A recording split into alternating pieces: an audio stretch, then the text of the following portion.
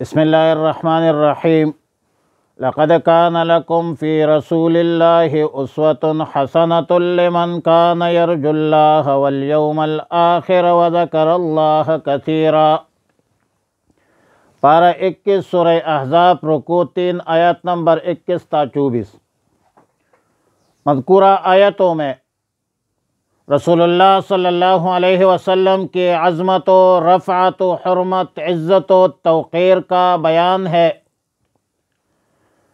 کہ رسول اللہ صلی اللہ علیہ وسلم کا ہر عمل امت مسلمہ کے ہر فرد کے لیے نمونہ ہے، معیار ہے۔ کوئی بھی عمل اگر رسول اللہ صلی اللہ علیہ وسلم کے طریقہ کے مطابق نہ ہو تو اللہ کے بارگاہ میں وہ عمل قابل قبول نہیں۔ رسول اللہ صلی اللہ علیہ وسلم بہترین نمونہ ہے ان لوگوں کے لیے جن کے اندر خوف خداوندی ہو، جن کے اندر خوف آخرت ہو، کثرت سے ذکر الہی میں مشغول و مصروف ہو۔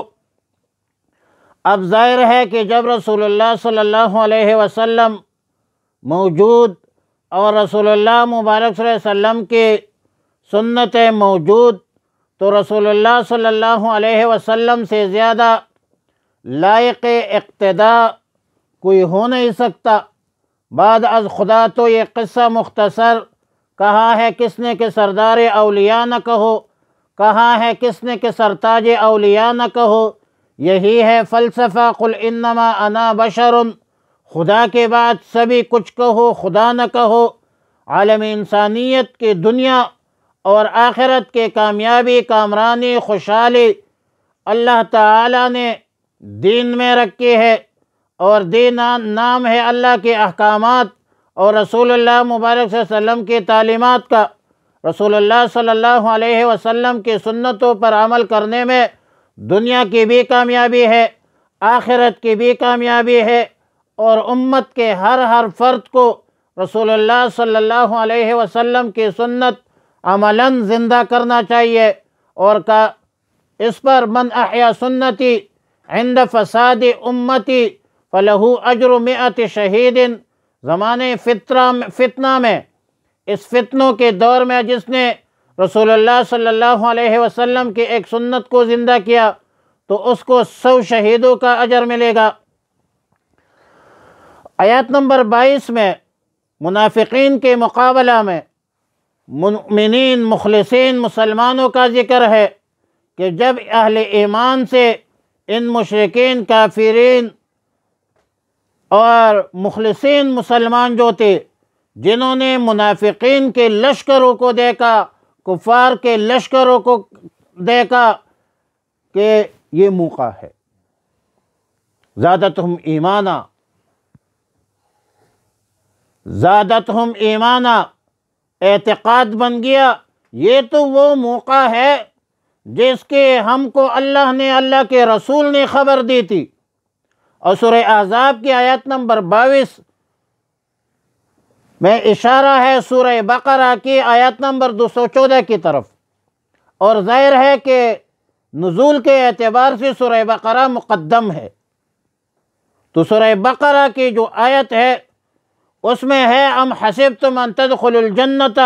ولما یاتیکم نبأ الذین من قبلکم کذاف الاتقان۔ مؤمنین مخلصین کہتے ہیں کہ اللہ اور رسول نے جو کچھ فرمایا تھا وہ بالکل سچ تھا، 100% درست تھا، حق تھا۔ حق اور سچ کی پیشنگوئی کے اساس پر غزوہ احزاب میں شدید مشقت برداشت کی، اور اہل ایمان کی طاعت و ایمان جو ہے اس میں اضافہ ہوا۔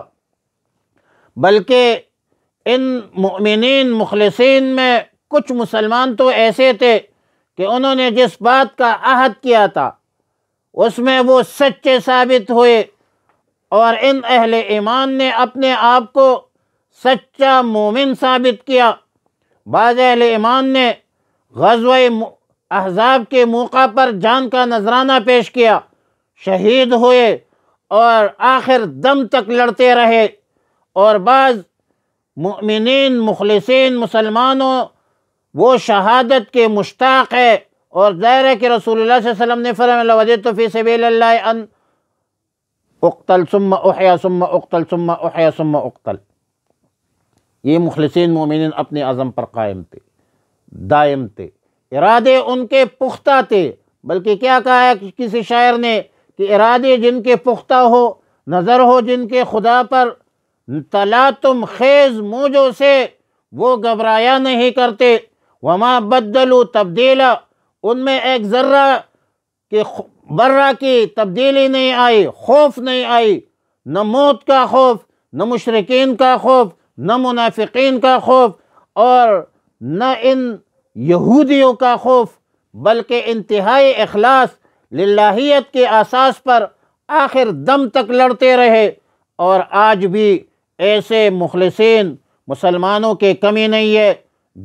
جنہوں نے بڑی طاقتوں کا غرور، طاغوتی قوتوں کا غرور، استحصالی استبدادی قوتوں کا غرور خاک میں ملا دیا، جو اپنے آپ کو سپر پاور کہتے تھے۔ اس طرح کے واقعات معرکہ حق و باطل میں حکمت الہی یہ ہے کہ سچے مسلمانوں کو سچائی کا صلہ ملے، منافقین کو سزا ملے، اور متصنعین اور مخلصین کے درمیان فرق اور امتیاز ہو، اور دنیا عالم پر ظاہر ہو، ثابت ہو کہ کامیابی کامرانی کا راز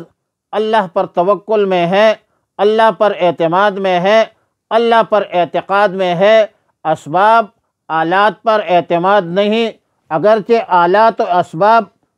آلات اور یہ جو چیزیں ہیں، اسلحہ ہے، یہ تو اسباب ہے، اسباب سے انکار نہیں ہے،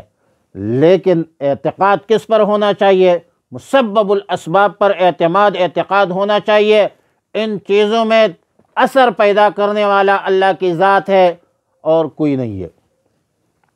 لقد کان لکم فی رسول اللہ اسوۃ حسنۃ، بے شک تھا تمہارے لیے رسول اللہ صلی اللہ علیہ وسلم کی ذات اقدس میں اسوۃ حسنہ، بہترین نمونہ، لمن کان یرجو اللہ، اس کے لیے جو امید رکھتا ہو اللہ پر، والیوم الآخر، اور آخرت کی، وذکر اللہ، اور یاد کرتا ہو اللہ کو، کثیراً بہت زیادہ، ولما رأى المؤمنون، اور جب دیکھا مسلمانوں نے، الاحزاب لشکروں کو، قالوا کہنے لگے، ھذا ما وعدنا اللہ، یہ وہ ہے جس کا وعدہ کیا تھا اللہ تعالیٰ نے ہم سے، ورسولہ، اللہ کے رسول نے، وصدق اللہ ورسولہ، اور سچ فرمایا اللہ اور اس کے رسول نے، وما زادوہم، اور نہیں بڑھایا کچھ اور، الا ایمانا، مگر ایمان، و تسلیما، اور فرمان برداری، من المؤمنین، بعض مسلمان ایسے ہیں، رجال، ایسے مرد صدقو، جنہوں نے سچا کر دکھایا، ما عاہد اللہ، جو انہوں نے وعدہ کیا تھا اللہ سے، علیہ اس کا، فمنہم من قضا نحبہ، پھر کوئی تو ان میں وہ ہے جنہوں نے پورا کر دیا نحبہ، اپنا اقرار، ومنہم من ینتظر، اور بعض جو ہے وہ منتظر ہے، وما بدلوا تبدیلا، اور انہوں نے تبدیلی نہیں کی کچھ بھی تبدیلی، لیجزی اللہ، تاکہ بدلہ دے اللہ تعالیٰ، الصادقین، سچے لوگوں کو، بصدقہم، ان کی سچائی کا، ویعذب